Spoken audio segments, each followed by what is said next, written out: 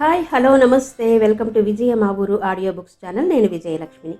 Friends, నవల స్రవంతిలో మాదిరెడ్డి సులోచన గారి వంశాంకురం నవల ధారావాహికగా మీకు వినిపిస్తున్నాను కదా. మరి ఈరోజు వంశాంకురం నవల ధారావాహిక చివరి భాగం వినిపించబోతున్నాను. మరి ఆలస్యం చేయకుండా కథలోకి వెళ్ళిపోదాం పదండి. సురేఖను ఎలా ఓదార్చాలో తెలియక కారు స్పీడ్ తగ్గించి ఒక చోట ఆపి తను సిగరెట్ వెలిగించాడు ఆనంద్. ఆపారే? కళ్ళు తుడుచుకుంటూ అడిగింది. నీ ఆవేశం తగ్గని అన్నాడు. పర్వాలేదు, పోనివ్వండి. ఎందుకో ఈరోజు పిచ్చిగా వస్తుంది కన్నీరు. ఇప్పుడేం చెప్పకు, కాసేపు విశ్రాంతి తీసుకో అన్నాడు ఆనంద్. పర్వాలేదు, ఈ గుండెల్లో భారం మొయ్యలేను. నలిగిన దుస్తులు సరిచేసుకుని అతని 2 చెంపలు వాయించాను. కారే కన్నీరును తుడుచుకోవాలని తెలియలేదు. ఎలాగో ఇల్లు చేరాను. బాబును ఒడిలో పెట్టుకుని గంటల తరబడి ఏడుస్తూ కూర్చునేదాన్ని. అనుభవశాలి అయిన వృద్ధురాలు నా పరిస్థితిని అర్థం చేసుకుంది. జరిగిందానికి విచారించకమ్మా, ఇలాంటిది జరుగుతుందని ముందే తెలుసు. మనలాంటి వారికి సంఘంలో రక్షణ లేదు అంటూ ఓదార్చింది. ఎన్నాళ్లని ఒకరికి బరువుగా ఉండను. మరణించాలని ప్రయత్నించి విఫలురాలునయ్యాను. అభిమానం మర్యాద గల రేఖ ఆనాడే మరణించింది. తన కొడుకు కోసం వేషం వేసి మోసంతో బ్రతికే రేఖ జీవించి ఉంది. పోనీ నేను ఏమైనా నా కుమారుణ్ణి పెద్దవాడిని చెయ్యాలని సంకల్పించాను. మొదటిసారిగా రాత్రిళ్ళు జరిగే పాట ఆట చూస్తూ కూర్చున్నాను. ఒక ధనవంతుడొచ్చాడు. ఓహ్, ఎవరి ఊర్వశి అంటూ నన్ను చూసి అలాగే నిలిచిపోయాడు. నాకై 100 వెచ్చించడానికి సిద్ధపడ్డాడు. తల వంచాను. డబ్బు సంపాదించడమే ధ్యేయంగా పెట్టుకున్నాను. కానీ అది పొరపాటని తెలిసింది. ఈ వీధిలో ఒకరికొకరు పోటీ పడతారు. విటులనింటికి తేవడానికి బ్రోకర్లుంటారు. వారికి చదివించాలి. అప్పుడప్పుడేదో మిషతో వచ్చే పోలీసులకు చదివించాలి. చిన్న బేరాలు ఒప్పుకుంటే చవకైపోతావనేది ముసలమ్మ. ఊర్వశి పేరుతో వాడలో పేరుగాంచాను. వచ్చేది పెద్ద మనుషులు. పాత ఇల్లు బాగు చేయించాం. ఫర్నిచర్ కొన్నాము. ఒక్కోసారి నెలల తరబడి సంపాదన ఉండదు. చాలు రేఖ, వినలేను, చెప్పకు. అడిగావు, నన్ను ఉత్తేజితురాల్ని చేశావు. పూర్తిగా చెప్పని. ఆపకానంద్. అలా కాలం గడవసాగింది. ఒక వంక నీకై అన్వేషణ. బయటికెప్పుడూ వెళ్ళను. వెళితే ఎప్పుడూ నా కళ్ళు నలుమూలలా గాలిస్తాయి. ఎవరి వెంబడో సినిమాకు వెళితే సినిమా చూడ్డం ఆపి మనుషుల్ని చూసేదాన్ని. నా చూపులు వృధా అయ్యేవి. బాబు 4 ఏళ్లవాడయ్యాడు. వాడికి ప్రపంచం అర్థమవుతుంది. అమ్మా, రాత్రి వచ్చినతను ఎవరమ్మా? రాత్రి ఎవరొచ్చారు? మాట తప్పించాలని చూసేదాన్ని. నేను చూడలేదేంటి? నీ దగ్గర సోఫాలో కూర్చోలేదా? అవ్వ వచ్చి పిలుచుకుపోయింది. కాకుంటే అప్పుడే వచ్చేవాణ్ణి. తెలిసినవారు నాన్న. అప్పటి కూరుకుని మరో రోజు మరో సందేహం. అమ్మా, మా నాన్నెవరు? అదిరిపోయాను. ఆ చుట్టుపక్కల నాన్న అనే పదం విని ఉండడు. వీడికి ఆలోచన ఎలా వచ్చింది అని ఆశ్చర్యపోయాను. చెప్పమ్మా, వరహాలింట్లో వాళ్ళ నాన్న ఉన్నాడు. అప్పుడు గుర్తుకొచ్చింది. అప్పుడప్పుడు వరహాలు వెంట బయటకు వెళ్ళాడు. మరి వాళ్ళింట్లో పాప ఉంది. వరహాలును నాన్న అంటుంది. మీ నాన్న ఉన్నారు బాబూ. ఎక్కడా? దూరం. చాలా రోజులకొస్తారు. తొందరగా రమ్మని వ్రాయి. వాడి మాటలకు నవ్వు ఏడుపు వచ్చాయి. ఆ విషయం అందరితో చెబితే గాని వాడికి శాంతి లభించలేదులా ఉంది. వాడికి ఇంట్లో అక్షరాలు అంకెలు నేర్పాను. అల్లరి భరించరానిదయ్యింది. చిన్నపిల్లాడిని దూరం బడులకు పంపడం దేనికి అని వరహాలు వృద్ధురాలు వెళ్ళి పక్క వీధిలో ఉన్న బడిలో చేర్పించారు. ఆ రోజు సాయంత్రం బాబు ఇంటికి వస్తూనే ఓ ప్రశ్న వేశాడు. అమ్మా, నువ్వేం పని చేస్తావు? నేను తెల్లబోయి చూశాను. మా బడిలో ఒక ఆమె అడిగి రమ్మన్నది. మనుషులు ఎంత రాక్షస ప్రవృత్తి కలవారు! పసివాడితో పరిహాసమా? మా అమ్మ నాకు దుస్తులేసి అన్నం పెడుతుంది, రాత్రికి చదువు చెబుతుందని చెప్పు అని చెప్పాను. మర్నాడు మరో ప్రశ్నతో వచ్చాడు. అమ్మా, ఆమెమో నాకట ఊరంతా నాన్నలేనట, ఇంకేమో అంది. నా గుండెలు అవిసిపోయాయి. బడి మాన్పించాను. ఇంట్లోకి ఎవరొచ్చినా వాడు నానా ప్రశ్నలు వేసేవాడు. ఒక్కోసారి ముసలమ్మ విసిగి 2 అంటించేది. ఒకసారి ఓ భగ్న ప్రేమికుడు ఆ ఇంటిలో అడుగు పెట్టాడు. అతను మనశ్శాంతి కోసం వచ్చానని నాపాటికే డబ్బులు చెల్లించి నన్ను తోబుట్టువులా ఆదరించాడు. అలాంటి పురుషులుంటారని మొదటిసారి తెలుసుకున్నాను. మీరు ఉన్నవారిలాగే కనిపిస్తున్నారు. అశాంతికి కారణమేంటి? అడిగాను. డబ్బొక్కటే శాంతినిస్తుందనుకోవడం పొరపాటు. భార్య మరణించింది. 3 బిడ్డలు. నా మానాన నేను బ్రతుకుదామంటే బంధువులు, స్నేహితులు కంకణం కట్టుకుని పునర్వివాహం చేసుకోమని పోరాడారు. వారు చెప్పిన మాటలు అప్పుడు హితవుగానే కనిపించాయి. వివాహం చేసుకున్నాను. ఆమె వచ్చి నా బిడ్డలకేర్పడిన లోటు తీరుస్తుందని ఆశించాను. కానీ నాకే తీరని లోటు చేస్తుందని అనుకోలేదు అని చెప్తూ అతని కళ్ళు నిండుకున్నాయి. ఏం చేసిందండి? ఆత్రంగా అడిగాను. పిల్లలను రాచి రంపాన పెట్టసాగింది. వారిని నానా హింసలకు గురి చేసింది. అటు వారి బాధలు చూడలేక, ఆమెను అదుపులో పెట్టలేక సతమతమయ్యేవాడిని. చివరకు వారినో బోర్డింగ్ స్కూల్లో వదిలి వచ్చాను. అతని కంఠం వణికింది. పర్వాలేదులేండి, వారక్కడ చదువుకుంటారు. అతన్ని ఓదారుస్తుండగా నా ముందు ప్రశ్నలా బాబు నిల్చున్నాడు. వెంటనే వివరాలడిగి అడ్రస్ తీసుకుని అతన్ని పంపాను. 2 రోజులు ఆలోచించి గుండె రాయి చేసుకుని వాడినక్కడ చేర్పించాను. కానీ నెల నెల డబ్బు పంపాలంటే ప్రాణం పోతుంది. అందుకే మీకోసం వెతకాలని దృఢ నిశ్చయం చేసుకున్నాను. వాడు మీ నీడన బ్రతికితేనే చాలనిపించింది. ఆమె తేలిగ్గా నిట్టూర్చింది. కొంతలో కొంత పుణ్యం చేసుకున్నాను రేఖ. మిమ్మల్ని కలుసుకున్నాను. లేకపోతే వాడు అనాథగా నేను ఆవేదనాపూరితమైన హృదయంతో బతకాల్సి వచ్చేది. అతని హృదయం నిండుగా గాలి పీల్చుకున్నాడు. తెలతెలవారుతుండగా దూరం నుంచి హైదరాబాద్ పట్టణం కనిపించింది. అరుణ ఆ రోజంతా భర్త కోసం ఎదురు చూస్తూనే ఉంది. సినిమాకెళ్ళిన మనిషి అర్జెంటుగా ఫోన్ చేయించి ఎక్కడకు వెళ్ళినట్టు? పని ఉంటేనే వెళ్తాడే, చెప్ప పెట్టకుండా ఎప్పుడైనా వెళ్ళాడా? కోడలి ఆదుర్ద తగ్గించాలని అంది సరస్వతమ్మ. అంతే అయి ఉంటుందత్తయ్యా అని వచ్చి గదిలో కూర్చుందే గాని మనసంతా గుమ్మం వైపే లాగుతుంది. పత్రిక తీసింది. మనసు నిలవలేదు. అటూ ఇటూ తచ్చాడుతూ సాయంత్రం వరకు గడిపింది.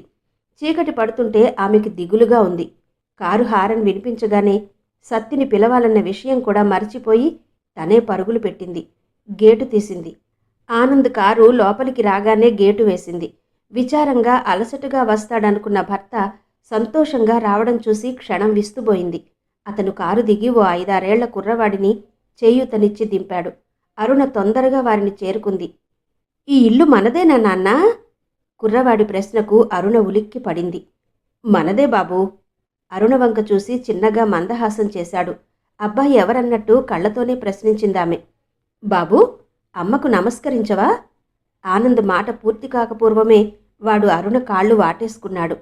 అమ్మా, ఈసారి లండన్ వెళితే నన్ను ఎవరి వద్ద వదిలిపోవద్దు.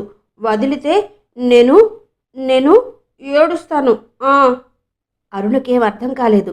తనను చనువుగా వాటేసుకున్న అబ్బాయిని ఎత్తుకుని ముద్దు పెట్టుకోకుండా ఉండలేకపోయింది. ఎవరమ్మా అరుణ? అబ్బాయి వచ్చాడా? అయ్యో, అప్పుడే అంత బరువులెత్తొద్దమ్మా. చూస్తూ ఊరుకుంటావేన్రా? ఎవరి అబ్బాయి?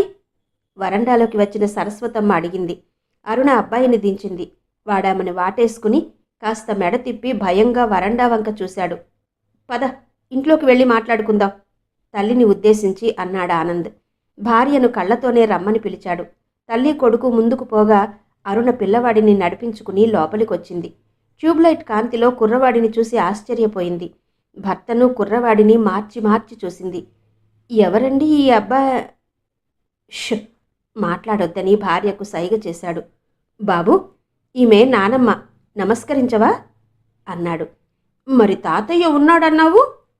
అమ్మా, నాన్నగారేరి? వెంకటరత్నం గారింటికి వెళ్ళారు. ఇంతకీ కొంచెం ఆగమ్మా.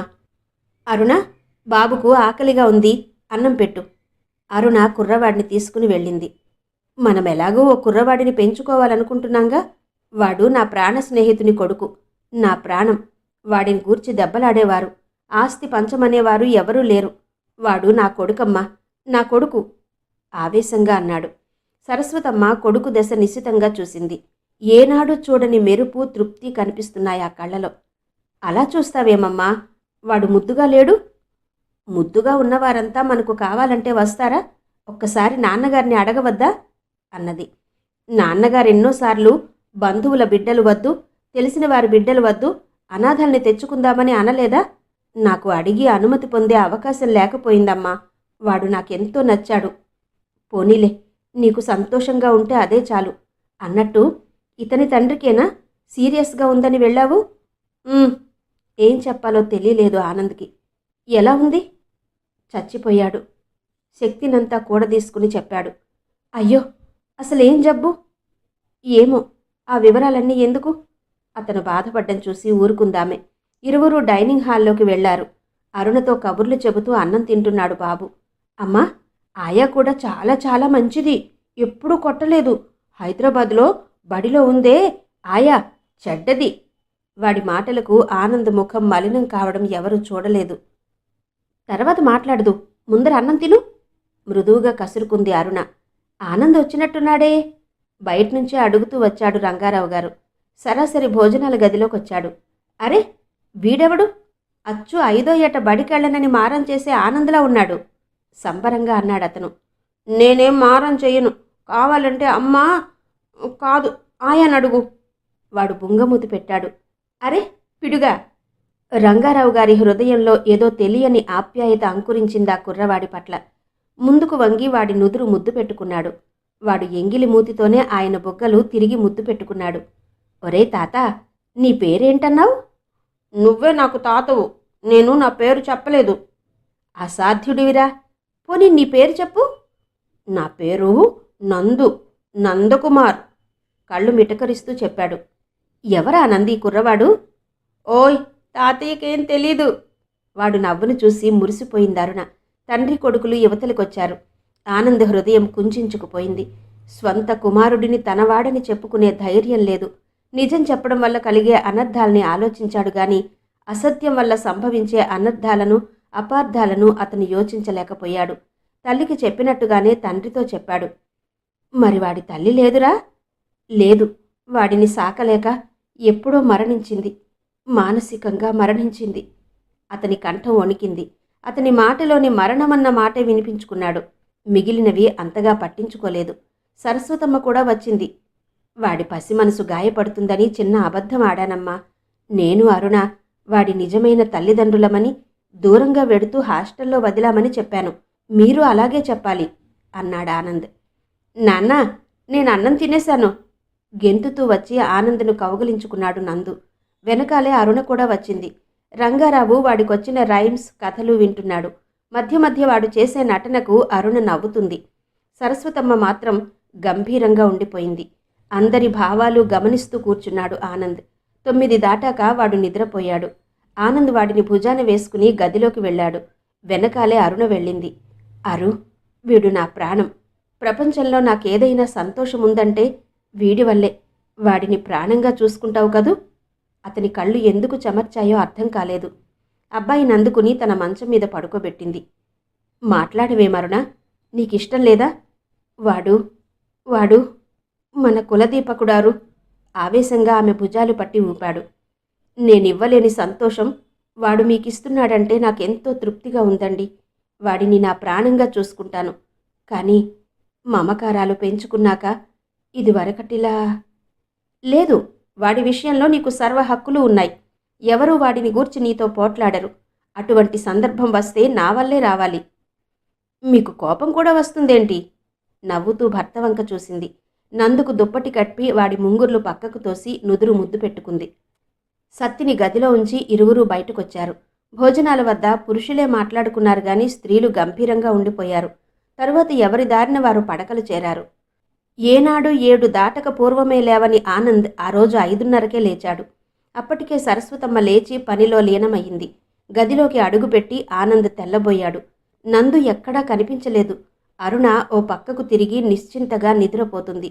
లేచి తల్లి వెనకాల వెళ్లాడేమోనని బయటికి రాగానే హాయిగా క్యాంప్ క్యాట్లో నిద్రపోతూ కనిపించాడు. నందు కప్పిన బట్టలు, దిండు ఎప్పుడో క్రిందన పడిపోయాయి. అరుణ! పిలుపు కాదు, గర్జింపు. అరుణ ఉలిక్కిపడి లేచింది. ఏమిటండి? బాబెక్కడా? హాల్లో పడుకున్నాడు. అపరాధిలా చెప్పి తల వంచేసింది.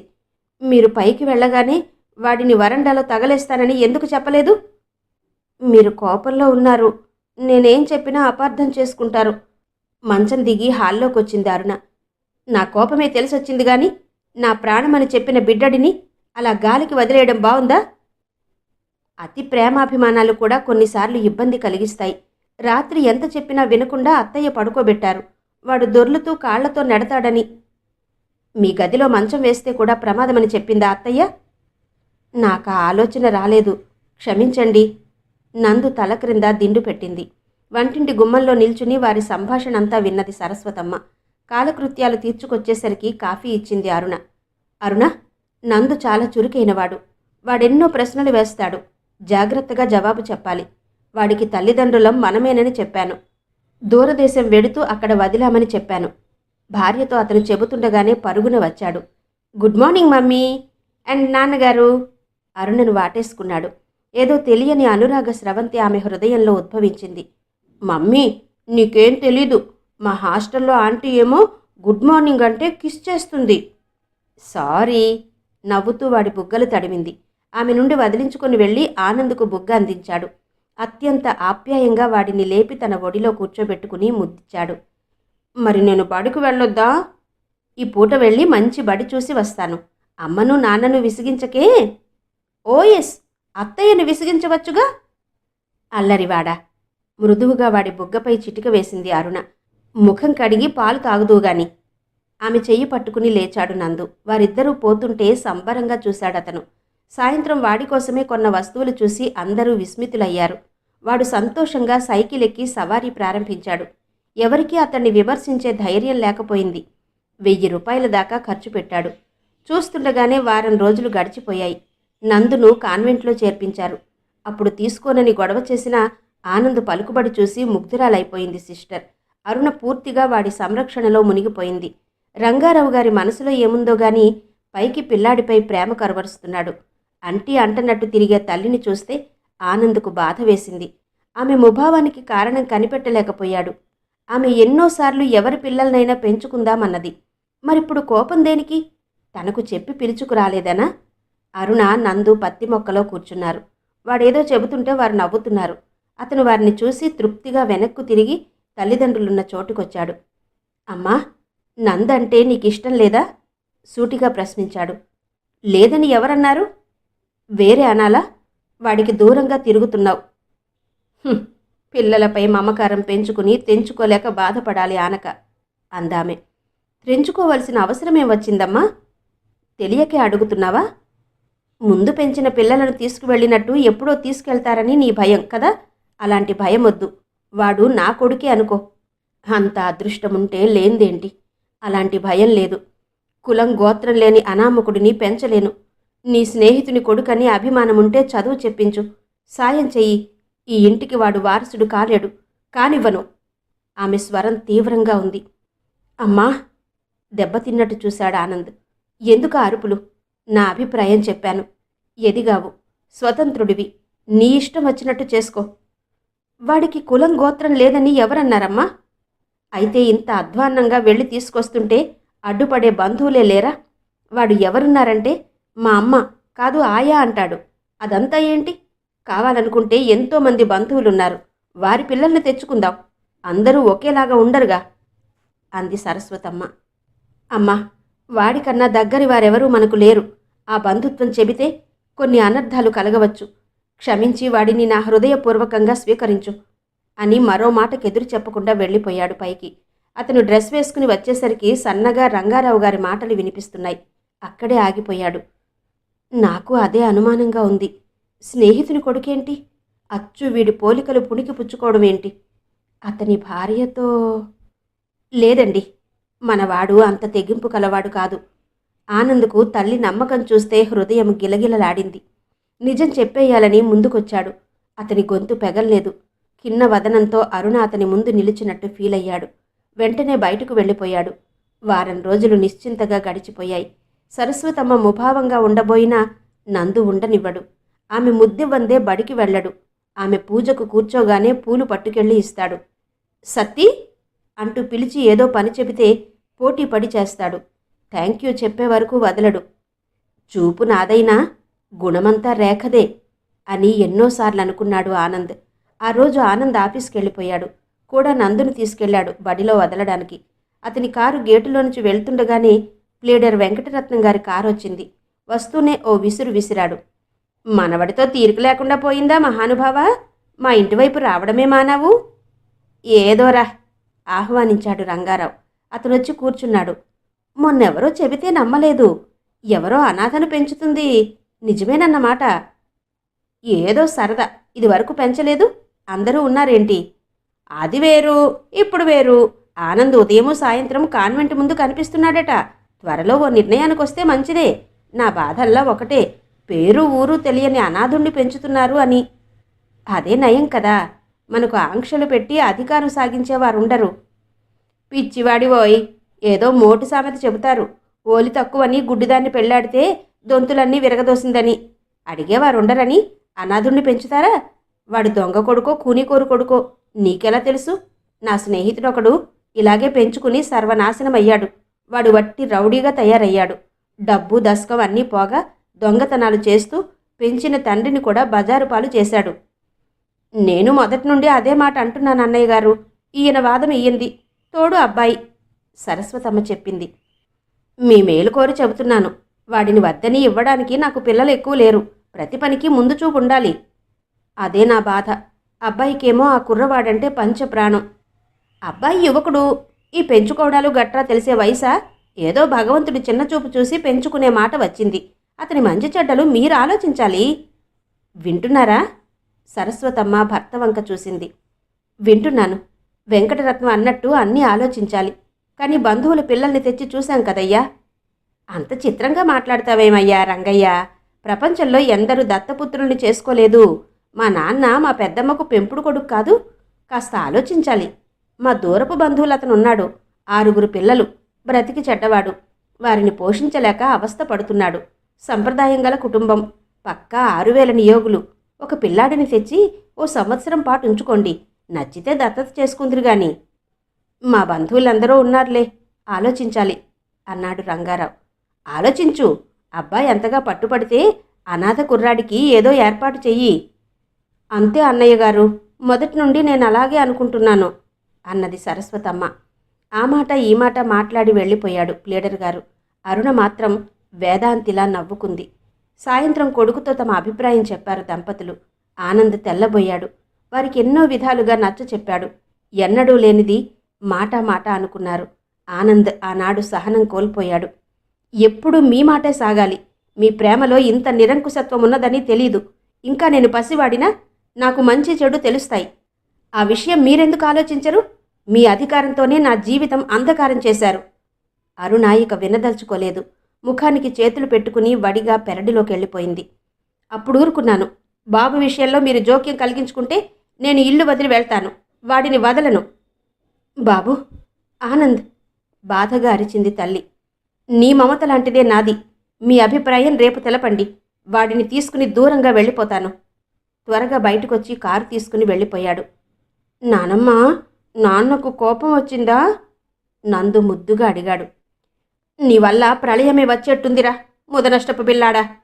దూరంగా తోసింది అతన్ని.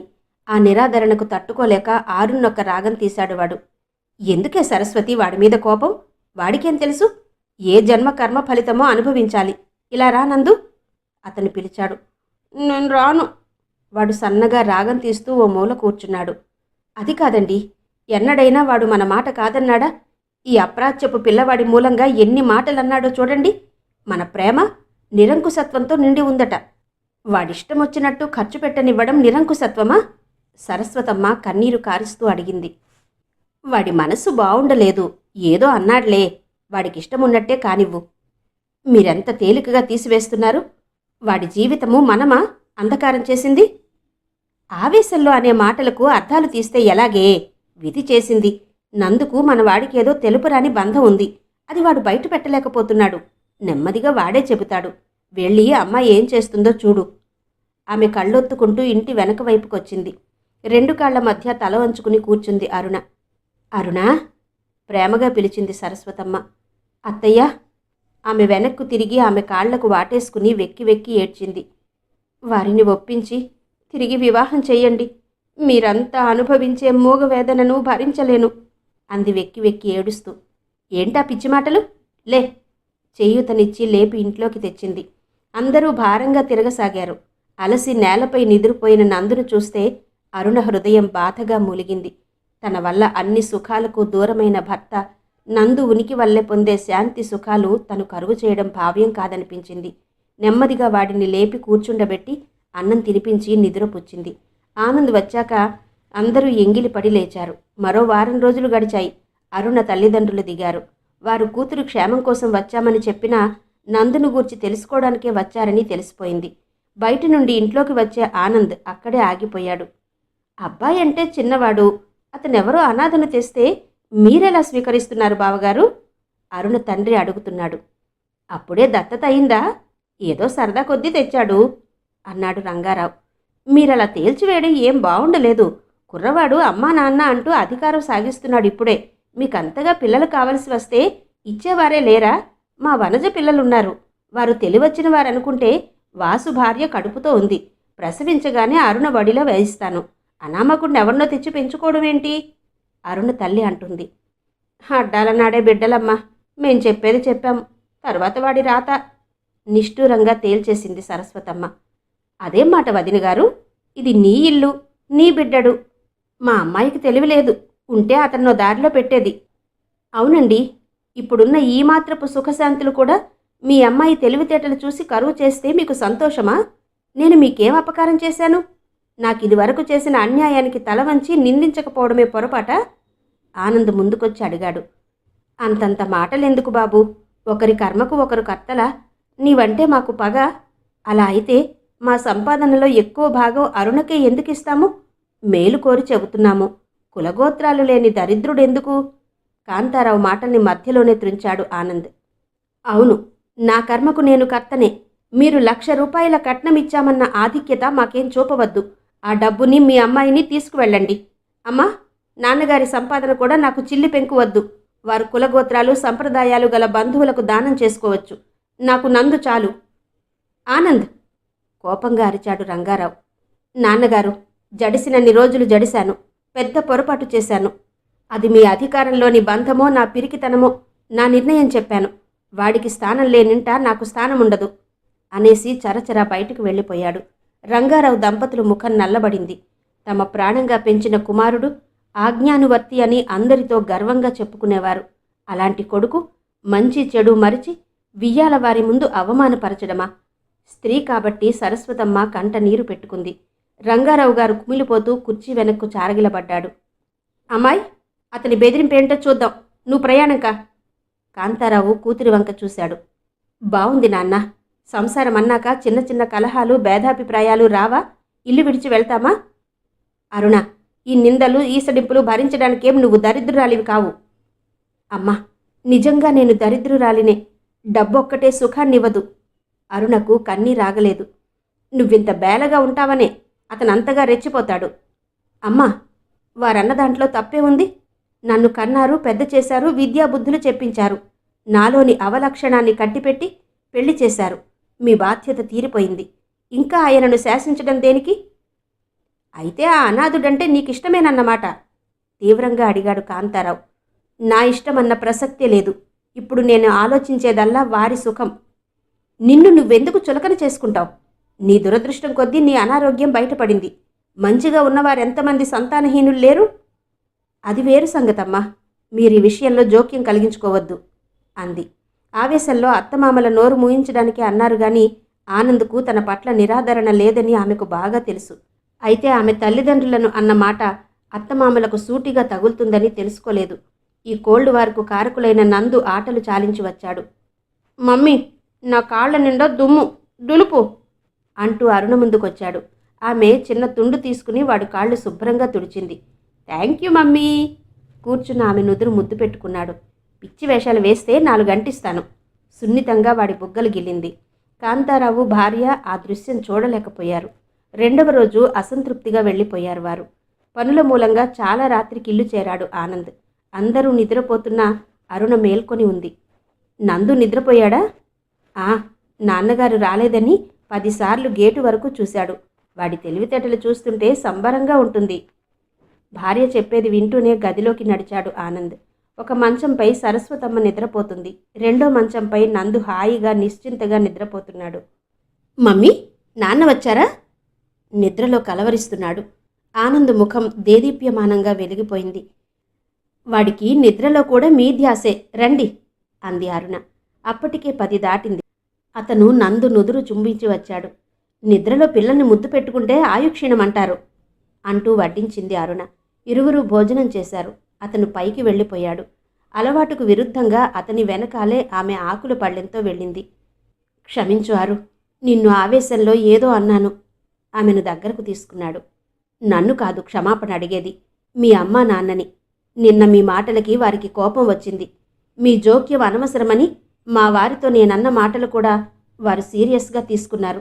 ఎంత చెప్పినా వినకుండా రేపు సాయంత్రం యాత్రలకు వెళ్తామంటూ అన్నీ సర్దుకున్నారు. బీరువాలోని నగల వివరాలు నాకు చెప్పారు. వారు తిరిగి రామన్న అభిప్రాయం వెలిబుచ్చారు. నిజమా? అదిరిపడి ఆమెను వదిలాడు ఆనంద్. నిజమే. ఎన్నడూ లేంది నిష్ఠూరంగా మాట్లాడారు.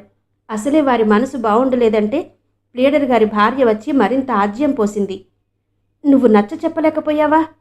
చెప్పాను, బ్రతిమాలను కూడా. వాడికి కావలసిన వాడు కుర్రవాడు వాడున్నాడు, నువ్వు భర్త అడుగుజాడల్లో నడిచే భార్యవు, మా దారిని మేం వెడతాం అన్నారు. నేనేం చెయ్యాలి? ఇంత మొండిగా ప్రవర్తిస్తున్నారా? అవును, చేయవలసిన ప్రయత్నమంతా చేశాను. మీరు చెప్పి చూడండి. అరుణ లేచింది. ఆమె క్రిందికి దిగిపోయాక ఒంటరితనం అతన్ని బాధించసాగింది. తనేదో తన పంతం సాగించాలని అన్నాడు గాని తల్లిదండ్రులంటే నిరసన. అతని కళ్ళ ముందు ఎన్నో దృశ్యాలు కదలాడసాగాయి. కాలం గడుస్తుంది. ఎటూ తేల్చుకోలేకపోతున్నాడు. వారొక నిర్ణయానికి వచ్చారంటే మాన్పించడం తన తరం కాదు. ఎలా? నందును వదులుకుంటాడా? తనపై నమ్మకంతో రేఖ సేవా సదనానికి ప్రయాణమవుతుంది. అంతా నిర్ణయమైపోయింది. అతనికి ఒకే మార్గం కనిపించింది. తృప్తిగా నిట్టూర్చి నిద్రపోయాడు. భారంగా లేచింది సరస్వతమ్మ. ఆమె హృదయమంతా ముళ్లతో గ్రుచ్చినట్టవుతుంది. తన ప్రేమనంతా రంగరించిపోసిన కుమారుడు నిర్లక్ష్యంగా మాట్లాడ్డమా? తను ఎండమావుల్ని చూసి భ్రమపడింది. తానిన్నాళ్ళు మమకారం పెంచుకుని చేసిన సంసారమంతా మాయేనా? తలుచుకున్న కొద్దీ దుఃఖం వస్తుంది. మరో 10 గంటల్లో ఇవన్నీ విడిచిపోతుంది. రోజు కంటే ముందుగా మేల్కొన్నది. ఆమె కోడలిని ప్రాణప్రదంగా ప్రేమించింది. ఆ కోడలైనా తమకు అనుకూలంగా మాట్లాడకపోగా మరో మూల పడి ఉండమని ఆజ్ఞాపించింది పరోక్షంగా. ప్రపంచమంతా ఇంతేనా? ఆనంద్ పుట్టిననాడు తానో రాజ్యానికి మహారాణి అయినట్టు గర్వంగా చూసుకుంది. అక్కడే పొరపాటుగా ఆలోచించింది సరస్వతమ్మ. ప్రేమలో బంధించే కన్నా స్వేచ్ఛగా వదిలితేనే సుఖమని ఆమె ఆలోచించలేకపోయింది. ఎంతోమంది కన్నపిల్లలే పాడవుతారు. తల్లిదండ్రుల గుణాలు రావు. ఆ సత్యం గ్రహించలేదు. మాటిమాటికి చీర కొంగుతో కళ్ళొత్తుకోసాగింది. సరస్వతి, విచారించి లాభమేంటి? రాత్రంతా ఏడ్చావులా ఉంది. కొన్నాళ్ళు తిరిగొద్దాం, మనసు కుదుట పడుతుంది రంగారావు గారు చెప్పారు. మీరు లేచారా? నిద్ర పట్టలేదు. అతను పళ్లపుల్ల తీసుకుని పెరటివైపు మెట్లపై కూర్చున్నాడు. ఇంకా నక్షత్రాలు మిణుకు మిణుకుమంటున్నాయి. ఆమె లేచి పండ్ల పొడికని లోపలికొచ్చింది. ఆనంద్ మేడ దిగి వచ్చాడు. అమ్మా! అంత కోపం దేనికమ్మా? సరే, నా పిరికితనమే ఈ అనర్థాలన్నిటికీ కారణం. నీ ఎదురుగా నిలబడి ఏమీ చెప్పలేను. ఈ ఉత్తరంలో అంతా వ్రాశాను. చదువు. నీకు ఉచితమనిపిస్తే అరుణకు చెప్పు, లేదా నీ హృదయంలోనే దాచుకో. నేనో స్నేహితుణ్ణి కలుసుకోవాలి. వస్తాను. ఆమె ముందో కాగితం ఉంచి తొందరగా తలుపులు తీసుకుని వెళ్ళిపోయాడు. అతన్ని పిలవబోయి ఆగిపోయింది. ఉత్తరం విప్పి చదివింది వణుకుతున్న చేతులతో. మరోసారి చదివింది. ఆమె ఉక్కిరి బిక్కిరయింది. పెరటి వరండాలోని లైట్ వేసింది. ఏవండి? రంగారావు ఇటు తిరిగాడు. భార్య అరుపుకు ఆదుర్దాకు అచ్చెరు వందాడు. ఏంటన్నట్టు చూశాడు. ఇది చూశారా? కాగితం అతని ముందుకు చాపింది. ఎక్కడదే? ఎవరు రాశారు? మనకంటే ముందు వీడు ఇల్లు వదిలాడా ఏ? చదవండి, నాకేం తోచడం లేదు. అది నిజమా అబద్ధమా తేల్చుకోలేకుండా ఉన్నాను. నా కాళ్ళు వణుకుతున్నాయి. ఆమె క్రింద కూలబడింది. అతను కళ్ళ దగ్గర పెట్టుకుని చదివాడు. ముడిపడిన అతని బొమ్మలు విచ్చుకున్నాయి. అతను మరోసారి చదివి దీర్ఘశ్వాస వదిలాడు. ఉత్తరం తిరిగి భార్యకిచ్చాడు. నా అనుమానం నిజమైంది. అబద్ధం ఎందుకు చెప్తాడు? వీడి పిరికితనం కోలా. ఎంత పని చేశాడు? ఆ మాటే మొదటి చెప్పకూడదు. ఇప్పుడైనా చెప్పాడు. అమ్మాయితో చెబుతామంటారా? అవసరం వస్తే చూద్దాం. ఇప్పుడేం చెప్పొద్దు. ఎవరి మనసు ఎవరికెరుక. మన వాడిలా చేశాడంటే నమ్మకం కలగడం లేదు. వాడే స్వయంగా చెప్పాడు. నందు అచ్చు వాడిలాగే లేడు. నాకు మొదటినుంచే అనుమానంగానే ఉంది. పాపం, మధ్య నా అమ్మాయి జీవితం నాశనమైంది. పోనీ వచ్చి ఉండమంటే అంగీకరించడం లేదని వ్రాశాడుగా. మన వంశం నిలబెట్టిన ఆ అమాయకురాల్ని ఒకసారి చూడాలి. తల పంకించారాయన. అంతవరకు గూడు కట్టిన ఆవేదన హరించుకుపోయింది ఆ వృద్ధ దంపతుల్లో. ఏదో నూతనోత్సాహం వారి కళ్లలో కాంతిరేఖలు వెలిగాయి. సరస్వతి, నేను చేసిన కర్మలనెప్పుడూ చర్విత చర్వణం చేసుకునేవాడిని. నిజంగా మనం అదృష్టవంతులం. నిజమేనండి. ఏమనుకుందో ఏమో ఆమె వంగి భర్త పాదాలు కళ్ళకద్దుకుంది. లే పిచ్చిదానా. లేచి ఆనందాశ్రువులొత్తుకుంది. ఆమె లోపలికి పోబోయే లోపలే అరుణ ఎదురు వచ్చింది. చేతిలో ఉన్న ఉత్తరం బొడ్లో దోపుకుంది సరస్వతమ్మ. అత్తగారి వంక దీనంగా చూసిందామె. అత్తగారు గంభీరంగా మందహాసం చేసింది. అత్తయ్యా, క్షమించి మీ ప్రయాణం మానుకోండి. ఈ ఇల్లు చూసుకోవడం నాకు చేత కాదు. మీ అండన నిశ్చింతగా ఉన్నాను. ఆయనేదో ఆవేశంలో అన్నారు అంటూ అత్తగారిని ప్రార్థించింది. ఛీ, ఊరుకో. పిచ్చిదాన్లా ఏదో శని నెత్తి నుండి అందరం ఆవేశపడ్డాం. జరిగింది మర్చిపోదాం. అరుణ నమ్మలేనట్టుగా అత్తగారి వంక చూసింది. ఇంత పెందలాడే ఏం పనుందని లేచావు? పడుకో అంది భుజం తడుతూ అత్తగారు. అరుణ నిశ్చింతగా గదిలోకొచ్చి పడుకుంది. గారాల కొడుకు ఏం మారాం చేశాడోనని నవ్వుకుంది. ఆ అల్లరి బడవా రాత్రంతా ఏమో కావాలన్నాడేమో. అరుణ పలహారం చేస్తూ మరీ ఆశ్చర్యపోయింది. తనను పడుకోమని చెప్పిన అత్తగారు చక్కిలాలు వత్తిందా? నందు చేసే అల్లరికి రోజులా విసుక్కోవడం లేదు. ఆమెకేం అంతుపట్టడం లేదు. రెండో రోజు సాయంత్రం అరుణను సత్తిని ఇంట్లో వదిలి అందరూ బజారుకని బయలుదేరారు. అమ్మ కూడా రావాలని నందు పట్టుబట్టాడు. ఆనంద్ విసుక్కోవడంతో ఊరుకున్నాడు. కారు కదిలింది. అరుణ అనుమానిస్తుందేవోరా. సరస్వతమ్మ అనుమానాన్ని వెళ్ళబుచ్చింది. తనకేం తెలుసు? మనం ఎన్నిసార్లు ప్లీడర్ గారింటికి తనను వదిలి వెళ్ళలేదు? సమర్థించాడు రంగారావు. అందరూ వెళ్ళి స్టేషన్లో సురేఖను కలుసుకున్నారు. ఆమె దూరం నుండే అందరికీ నమస్కరించింది. పరిగెత్తుకుపోయిన నందును కన్నీటితో హృదయానికి హత్తుకుంది. అమ్మ చాలా మంచిది. నీకు చూపాలంటే నాన్న వద్దన్నాడు. నందు ఫిర్యాదు చేశాడు. అలాగే, మీ అమ్మ మంచి మనసుతో కలకాలం వర్ధిల్లు నాన్న. ఈసారి వచ్చినప్పుడు చూస్తాను ముద్దు పెట్టుకుంది సురేఖ. రంగారావు గారు ఆమె వంక పరీక్షగా చూశాడు. ఆనాడు మద్రాసులో తమకు కాఫీ అందించిన నాటి చిలిపి చూపులకు బదులు గంభీరమైన చూపులు మమకారంతో నిండి ఉన్నాయి. సరస్వతమ్మ ఎన్నో మాట్లాడాలనుకుంది. ఆమె కళ్ళు నిండుకున్నాయి. సాటి స్త్రీ అమృత భాండం వంటి జీవితం నేలపాలు చేసుకుంది. అమ్మాయి, నీ నిర్ణయం మార్చుకుంటే మాకు శాంతిగా ఉంటుందమ్మా. అభిమానంతో అలా అంటున్నారు. మీ హృదయం అమృతమని తెలుసు. మీలాంటి వారి నీడన బ్రతికే అర్హత కోల్పోయాను. మీ ధనం మీకు చేరింది. మీ ఆశీర్వాదాలు నాకుంటాయి. అనాథ బాలుర సేవ చేస్తూ మిగిలిన జీవితం గడుపుతాను. ఈ విషయంలో నన్ను బలవంత పెట్టకండి అన్నది సురేఖ. పోనీ డబ్బు కావలసినప్పుడు వ్రాయమ్మా. రంగారావు అర్థించాడు. తప్పకుండా. సురేఖ చెబుతుండగానే రైలు వచ్చింది. మరోసారి పెద్దవారికి పాదాభివందనం చేసింది. నందు చేయి పట్టి ఆనంద్ చేతిలో ఉంచింది. ఇరువురి కళ్ళు కలుసుకున్నాయి. నీటితో నిండి ఉన్నాయి. బాబు పుట్టినరోజుకు రావాలి మాటలు పెగుల్చుకుని అన్నాడు. మంచిది. క్రింది పెదవిని అదిమి పట్టి బండిలోకెక్కింది. నీ సంతోషాన్ని సర్వాన్ని మా దగ్గర వదిలిపోతున్నావు. ప్రతిగా మేము నీకేమివ్వగలం? బాధగా అడిగింది సరస్వతమ్మ. నాకేమిచ్చారో మీకు తెలియదా అమ్మా? ప్రపంచంలో నేను ఏనాడు ఆశించనిది ఇచ్చారు. వారి మాటల్లో ఉండగానే వగరుస్తూ అరుణ వచ్చింది. కన్నీటితో తెల్లని చీర తలపై కొంగు వేసుకుని కిటికీ దగ్గర కూర్చున్న రేఖ దగ్గరకు వచ్చింది. అరుణ! అందరూ ఒకేసారి అరిచారు. అమ్మా, నేను చెప్పానే ఆయా అని ఊరెడుతుంది. నందు వచ్చి వాటేసుకున్నాడు. దమ్ము తీసుకుని వాడినెత్తుకుని ఆయాసపడుతూ రేఖ ముందు నిలిచింది. వీళ్ళు చాలా చాలా నిర్దయగా ప్రవర్తించారు. నా ఇంటి దీపం నిలిపిన మహనీయురాల్ని చూసేదాన్ని కాదు అంది. అమ్మా, అంత పెద్ద మాటలొద్దు మధ్యలోనే ఆపింది రేఖ. పెద్ద మాటలు కాదు, మీరు రండి అంటుండగానే గార్డు ఇలవేశాడు. అది అసంభవం. ఇక బాబు నీవాడు. బండి కదిలింది. కన్నీటితో మరోసారి అందరికీ నమస్కరించింది రేఖ. బండి కనిపించినంత వరకు చూశారు. అమ్మా, అందరూ ఎందుకు ఏడుస్తున్నారు? లేదు, కళ్ళలో బొగ్గు పడింది. వాడిని హృదయానికి హత్తుకుని ముద్దు పెట్టుకుంది అరుణ. ఎలా వచ్చావరుణ? అడిగాడు ఆనంద్. ట్యాక్సీలో. వివరాలు అడగలేదు. తాను దిండు క్రింద దాచిన ఉత్తరం అరుణ చదివి ఉంటుంది. ఆనంద్ మౌనంగా కారులో కూర్చున్నాడు. అతని మానసం ఆనంద ఆవేదనలతో ఊగిసలాడుతోంది. అరుణ ఎప్పటిలా నిర్వికారంగా అత్యంత ప్రేమతో నందుకు కబుర్లు చెబుతుంది. అందరూ ఇల్లు చేరారు. నందు చేయి పట్టుకుని వచ్చే కోడల్ని, తాళం చెవు లూపుతూ వచ్చే కొడుకును గుమ్మం దగ్గరే ఆపి ఎర్రనీళ్లు తిప్పిపోసి హారతిచ్చి ఇంట్లోకి రానిచ్చింది. ఇంటికేదో కొత్త కళ వచ్చినట్టు అనుభూతి చెందారు. అందరి విచారము మరిపించి నవ్విస్తున్నాడు నందు.